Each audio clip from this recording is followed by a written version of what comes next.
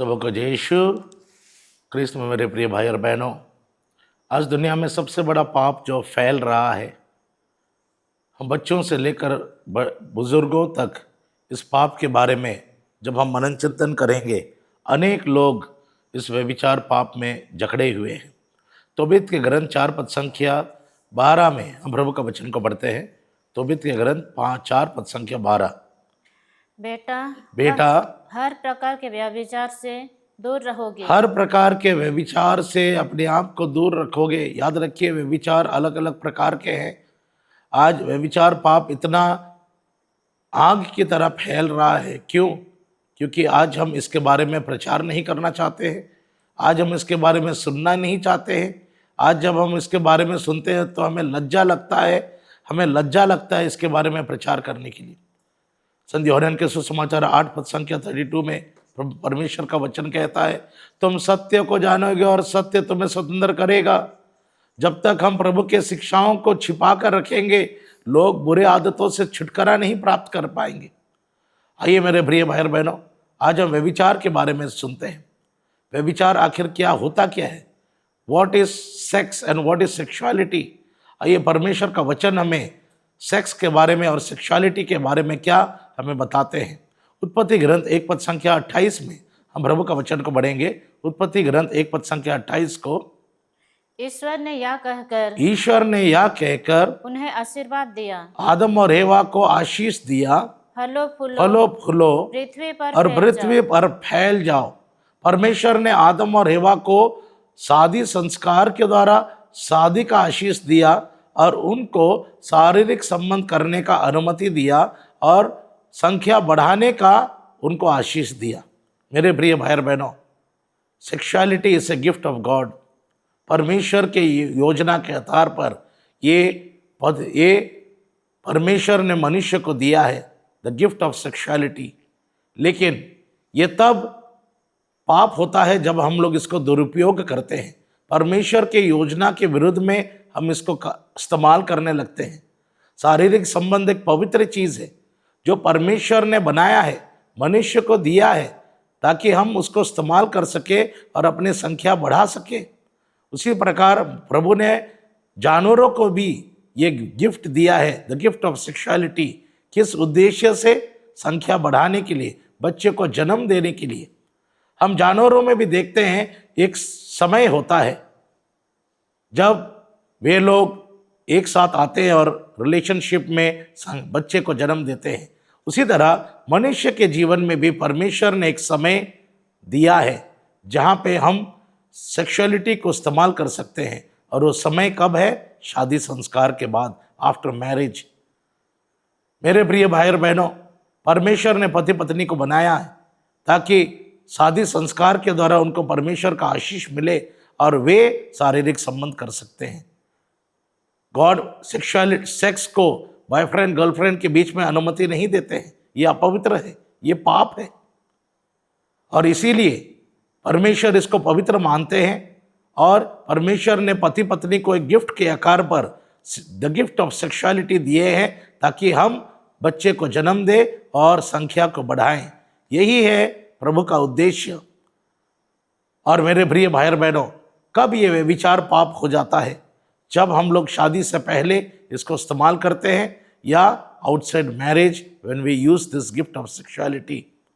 आइए हम देखते हैं मेरे प्रिय भाई और बहनों, बाइबल के कुछ वचनों में हम देखते हैं किस तरह शादी से पहले जब हम शारीरिक संबंध करते हैं। आजकल हम देखते हैं जवान लड़का लड़कियों के बीच में जो प्रभु हमें अनुमति नहीं देते हैं शारीरिक संबंध करने के लिए। उत्पत्ति ग्रंथ 1 पद संख्या 28 कहता है, sexuality is a gift of God, जो हमें शादी संस्कार के बाद पति पत्नी बन के हम उसको इस्तेमाल कर सकते हैं। We can not have relationship with a boyfriend girlfriend. ये पाप है प्रभु के दृष्टि में। इसलिए पहला थिस्सलुनीयन 4 पद संख्या 3 में परमेश्वर कहते हैं, abstain yourself from fornication. Fornication क्या है? ये शादी से पहले जो लड़का लड़की शारीरिक संबंध में डूबे हुए रहते हैं, इसको फॉर्निकेशन कहते हैं। सेक्सुअल रिलेशनशिप में डूबते हैं, ये पाप है। और इसलिए मेरे प्रिय भाई और बहनों, sex between boyfriend and girlfriend before marriage is a sin. Court marriage शादी नहीं है। हमारे आदिवासी लैंग्वेज में कहते हैं ढुकू, ये शादी नहीं है। किसी के घर पे जाना और उस लड़की के साथ लिविंग रिलेशनशिप में रहना, ये शादी नहीं है।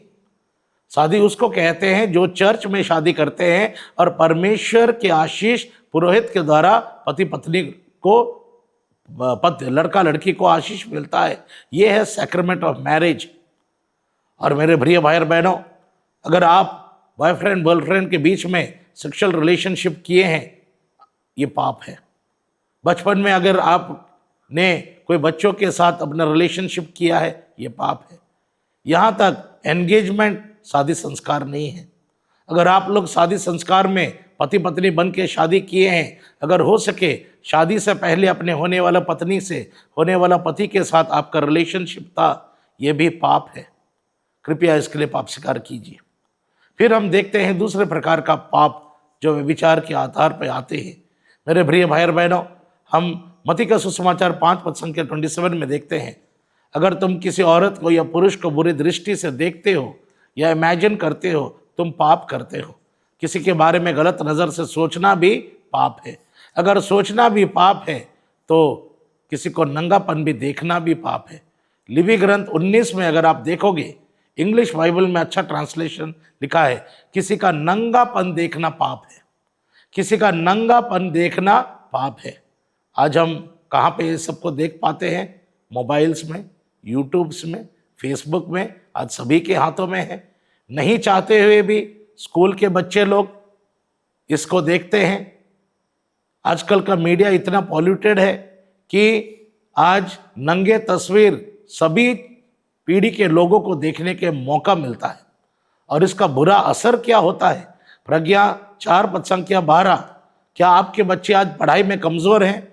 क्या आपके बच्चे लोग पढ़ाई में कंसंट्रेशन नहीं कर पा रहे हैं? उसका एक कारण है, ज़रूर आपके बच्चे ने नंगे फिल्म्स देखे, नेकेड पिक्चर्स देखे।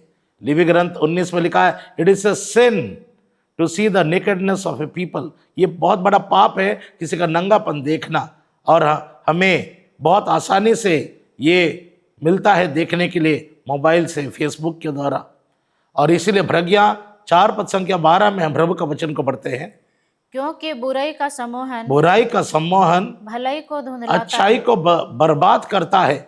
आज हमारे बच्चे अच्छे हैं, जब तक वे मोबाइल्स में ये गंदे चीज नहीं देखते हैं। आप ध्यान दीजिए, ये सारे बच्चे पढ़ाई में बहुत तेज हैं, चर्च जाते हैं, प्रार्थना में बैठते हैं, लेकिन आप गौर कीजिए, जब से आपने उनको ऑनलाइन क्लासेस पढ़ाई करने के लिए मोबाइल हाथ में दे दिया, नहीं चाहते हुए भी वीडियो गेम्स खेलते खेलते ऑटोमेटिकली उसमें नंगे तस्वीर आने लगते हैं और बच्चे उसको देखते हैं। और उसका परिणाम क्या है? भलाई को बर्बाद करता है। जो बच्चे अच्छे पढ़ाई में तेज होते हैं, प्रार्थना में अच्छे इंटरेस्ट होते हैं, वे धीरे धीरे पढ़ाई में कमज़ोर हो जाते हैं। अनेक सेमिनरीज जो पुरोहित बनने के लिए, सिस्टर बनने के लिए जाते हैं, बहुत सारा वोकेशंस बर्बाद होता है इस मोबाइल के कारण। मेरे प्रिय भाई और बहनों, अनेक परिवार नष्ट होता है इस मोबाइल के कारण, जहाँ पे उनको नंगे तस्वीर दिखाई देता है। ये भी एक पाप है। उत्पत्ति ग्रंथ 38 पद संख्या 9 में, तो क्या आपने कभी ऐसे गंदे फिल्म्स देखे हैं, गलत सोच विचार रखे हैं? कृपया पाप स्वीकार कीजिए। उत्पत्ति ग्रंथ 38 पद संख्या 9, हस्त मिथुन का पाप। उत्पत्ति ग्रंथ 38 का 9 पढ़ेंगे। ओनान यह जानता था कि इस प्रकार से उत्पन्न संतति उसकी ना होगी, इसलिए जब उसका अपने भाई की पत्नी के साथ संसर्ग हुआ, तब उसने वीर्य पृथ्वी पर गिरा दिया। ओनान ने अपने हाथों को इस्तेमाल करते हुए अपने बीज को पृथ्वी पर गिरा दिया। आगे बढ़ेंगे। जिससे वो अपने भाई को संतति ना दे। उसका यह कार्य प्रभु को अच्छा नहीं लगा। उसका ये कार्य प्रभु को अच्छा नहीं लगा, इसलिए उसने उसे भी मार डाला। प्रभु ने उसको मार डाला। हस्त मिथुन का पाप, सिन ऑफ मैस्टरबेशन। मेरे प्रिय भाई और बहनों, ये भी पाप हम युवा पीढ़ी में और अनेक लोगों के जीवन में हम देख पाते हैं। हमें छिपाना नहीं है। परमेश्वर के वचन जो लिखा है बाइबल में, हमें स्पष्ट रूप से प्रचार करना है। सत्य को तुम जानोगे, the truth will set you free. मैंने देखा है, जब बिना शर्म बिना लाज ओपनली हम प्रचार करते हैं, अनेक लोग अच्छे पाप स्वीकार करते हैं। अनेक लोग अच्छा पाप स्वीकार करते हैं। चालीसा के समय में उत्तराखंड में गया था और वहाँ पे प्रवचन करने का मौका मुझे मिला और वहाँ पे मैं इसी व्यभिचार के बारे में प्रचार किया और मैंने देखा अनेक लोग बाद में मेरे पास आए, ब्रदर जी हमें मालूम नहीं था कि हस्तमैथुन करना पाप है, हमें मालूम नहीं था कि शादी से पहले शारीरिक संबंध करना पाप है। मैंने तो अपने एंगेजमेंट के बाद मैंने अपने पत्नी के साथ रिलेशनशिप किया। मैंने सोचा ये तो मेरी पत्नी होने वाली है, इसके साथ रिलेशनशिप करने में क्या फ़र्क है। उस समय मेरा शादी संस्कार मुझे नहीं मिला था। आज मुझे वचनों के आधार पर आपने हमें बहुत कुछ सिखाया और आज मैंने एक अच्छा पाप स्वीकार कर पाया। मेरे प्रिय भाई और बहनों, हम जितना लज्जा करेंगे, जितना वचन को छिपाएंगे, लोग पाप और बुराई में जकड़े रहेंगे। फिर हम देखते हैं रोमे के पत्र 1 पद संख्या 27, चौथा प्रकार का व्यभिचार पाप जो आज हमें देखने के लिए मिलता है। रोमन्स 1:27 पढ़िए। इसी प्रकार उनके पुरुष भी स्त्रियों का प्राकृतिक संसार छोड़कर एक दूसरे के लिए वासना से जलने लगे। पुरुष पुरुष के साथ व्यभिचार करते हैं, पुरुष पुरुष के साथ, लड़के लड़कियों के साथ और छोटे छोटे बच्चों को इस्तेमाल करना, ये भी बाइबल के अनुसार ये पाप है। फिर और एक पाप हम देखते हैं पारिवारिक जीवन में, शादीशुदा पति पत्नी के जीवन में। इब्रानी 13 पद संख्या 4 में हम देखते हैं हैविंग रिलेशनशिप आउटसाइड मैरिज, अपने पत्नी के प्रति ईमानदार नहीं होना, अपने पति के प्रति ईमानदार नहीं होना, ये बहुत बड़ा पाप है। हम एक परिवार को बर्बाद कर रहे हैं। पढ़िए इब्रानी 13 पद संख्या 4। आप लोगों में विवाह सम्मानित और दाम्पत्य जीवन अदूषित हो। पति पत्नी के जीवन को पवित्र रखिए, इसको अपवित्र ना करें। पति पत्नी का जीवन अपवित्र कब होता है?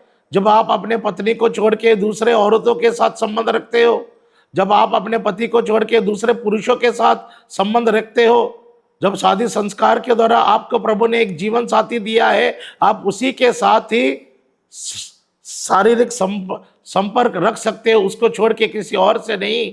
ये व्यभिचार पाप है।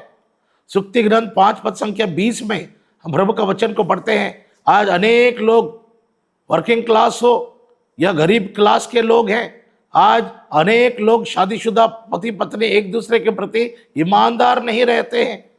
आज नौकरी के चक्कर में पति पत्नी अलग हो जाते हैं। उड़ीसा, छत्तीसगढ़, झारखंड में रहने वाले लोग आज गोवा जाते हैं, दिल्ली जाते हैं, बॉम्बे जाते हैं नौकरी करने के लिए।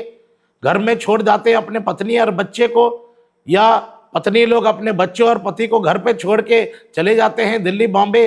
और मेरे प्रिय भाई और बहनों, वहाँ पे क्या होता है? कॉन्जुगल राइट्स उनको नहीं दिया जाता है। 1 कोरिन्थियंस 6 पद संख्या 2 में जो पति पत्नी का बीच में जो कॉन्जुगल राइट्स होना चाहिए, आप एक दूसरे से वंचित ना करें, क्योंकि इससे विषय वासना उत्पन्न होती है और सेक्सुअलिटी नहीं मिलने के कारण औरत लोग, पति लोग क्या करते हैं? दूसरे जगह पर रिलेशनशिप में फंसते हैं और परिवार नष्ट हो जाता है। मैंने अपने काउंसलिंग में अनेक ऐसे औरतों को, पुरुषों को मैंने काउंसलिंग किया जो चोरी छिपे अपने पति पत्नी से अलग होकर व्यभिचार की जिंदगी जी रहे हैं। पढ़िए सुक्ति ग्रंथ 5 पद संख्या 20। पुत्र, क्यों तुम व्यभिचारिणी पर मोहित होते हो? क्यों तुम व्यभिचारिणी पर मोहित होते हो? क्यों तुम परस्त्री को गले लगाते क्यों हो? तुम दूसरे के औरतों को तुम गले लगाते हो? जब तुम्हारे पास पत्नी है, तुम्हारे पास पति है, तो तुम क्यों दूसरों के पीछे जाते हो? मेरे प्रिय भाई और बहनों, आज व्यभिचार पाप एक ऐसे पाप है, अनेक परिवार को नष्ट कर चुका है। मैं एक परिवार को जानता हूं, उनके पति है जो सरकारी नौकरी में है, उनके 4 बच्चे हैं, और एक दिन क्या हुआ, उसकी माँ चारों बच्चों को छोड़ के एक दूसरे आदमी के साथ चली गई। बाद में उसका कारण क्या था? फेसबुक और इंटरनेट। फेसबुक और इंटरनेट में मेरे प्रिय भाई और बहनों, फेसबुक और इंटरनेट में अनेक लोगों से दोस्ती होता है। सुक्ति ग्रंथ 18 पद संख्या 20 में हम देखते हैं सत्य उनका जीवन बर्बाद होता है जिनके जीवन में अनेक लोग दोस्त बनते हैं। मेरे प्रिय भाई और बहनों, ये बहन अनेक ऐसे पुरुषों के साथ दोस्ती करने लगी फेसबुक और इंटरनेट के द्वारा। और मेरे प्रिय भाई और बहनों, धीरे धीरे गलत मैसेजेस, सेक्सुअल मैसेजेस उन लोग इसको भेजने लगे, और धीरे धीरे मेरे प्रिय भाई और बहनों, चैटिंग के द्वारा ये बहन उनके चक्कर में फंस गई। अपने चारों बच्चों को छोड़ के चले गई दिल्ली। अभी वो वापस नहीं आना चाहती है, अपने पति को छोड़ना चाहती है। कारण क्या है? मीडिया। कारण क्या है? अपवित्रता। मेरे प्रिय भाई और बहनों, आज हम अपने परिवार को बचा कर रखें, हम अपने आप को अशुद्ध ना करें। आज मीडिया बहुत हाईली पॉल्यूटेड है। आज मैंने देखा 15 साल के बच्चे लोग प्रेग्नेंट हो जा रहे हैं, 14 साल का लड़की प्रेग्नेंट हो जाते हैं, क्योंकि हर एक के पास मोबाइल है, हर एक के पास मोबाइल है।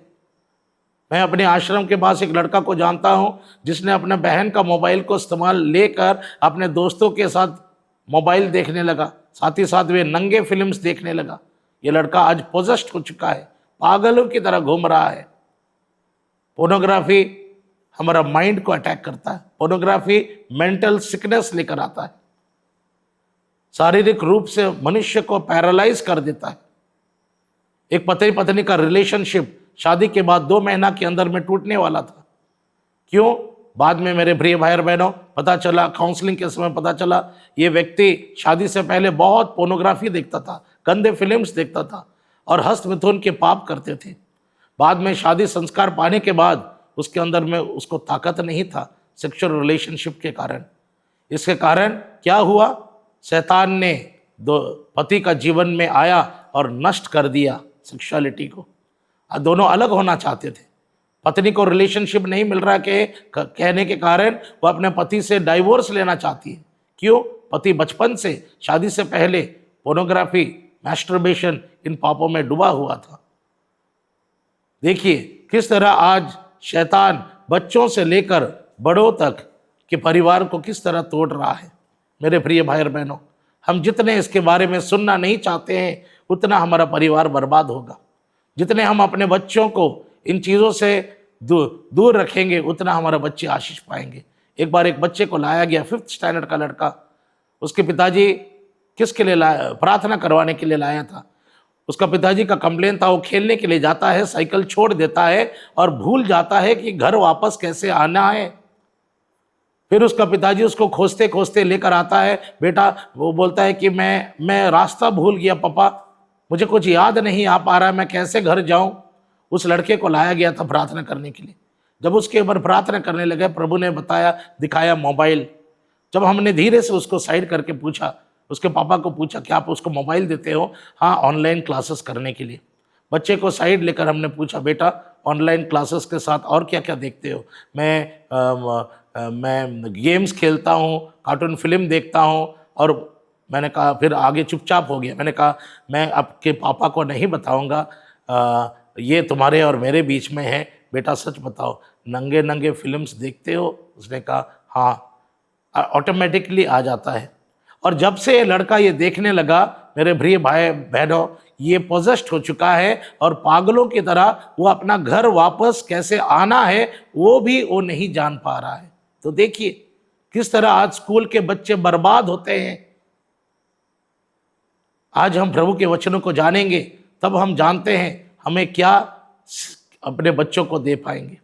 आइए मेरे प्रिय भाई और बहनों, अगर आप व्यभिचार से जकड़े हुए हैं, वासना के बंधन में फंसे हुए हैं, जुड़ित 16 पद संख्या 4 में रोजरी माला कीजिए, रोजरी माला कीजिए। माता मरिया का पवित्रता आपको अनेक कृपा देंगे, पवित्र जीवन जीने के लिए कृपा मिलेंगे, हर प्रकार के वासनाओं से आपको स्वतंत्रता मिलेगा। जुडित के ग्रंथ 16 पद संख्या 4 में हम प्रभु का वचन को पढ़ते हैं। As a youth are you struggling to maintain your purity? As a girl are you struggling to maintain your purity?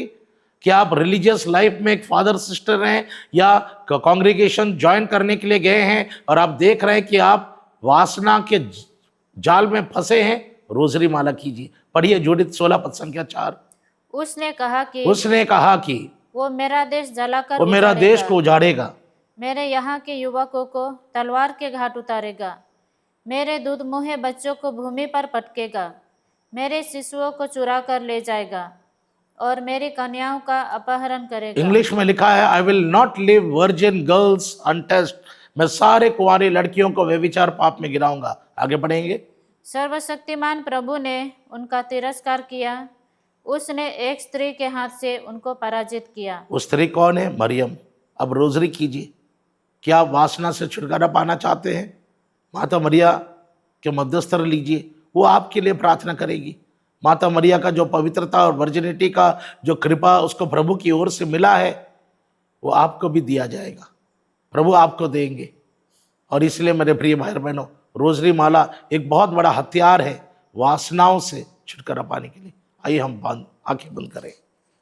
प्रेमी पिता परमेश्वर, आज हम उन सारे भाई बहनों के लिए प्रार्थना करते हैं जो आज वासना के शिकार हैं, जो आज व्यभिचार के बारे में कुछ नहीं जानते हैं। आज तेरे वचनों के द्वारा आपने उनको आलोकित किया, उसके लिए आपका धन्यवाद देते हैं। आपने कहा तुम सत्य को जानोगे और सत्य तुम्हें स्वतंत्र करेगा। आज जितने लोग ने आज के इस वचनों को सुना है प्रभु, अगर वे लोग बुरे आदतों में हैं, उनको अच्छा पाप स्वीकार करने की कृपा दे प्रभु, और उनको स्वतंत्र कर प्रभु यीशु, उनको छुटकारा दे ये बुरे आदतों से। ये प्रेमी पिता परमेश्वर, आप पवित्र हैं, आप यही चाहते हैं कि हम पवित्र बने। प्रार्थना करते हैं यीशु क्रिस्त के नाम पर, आमीन।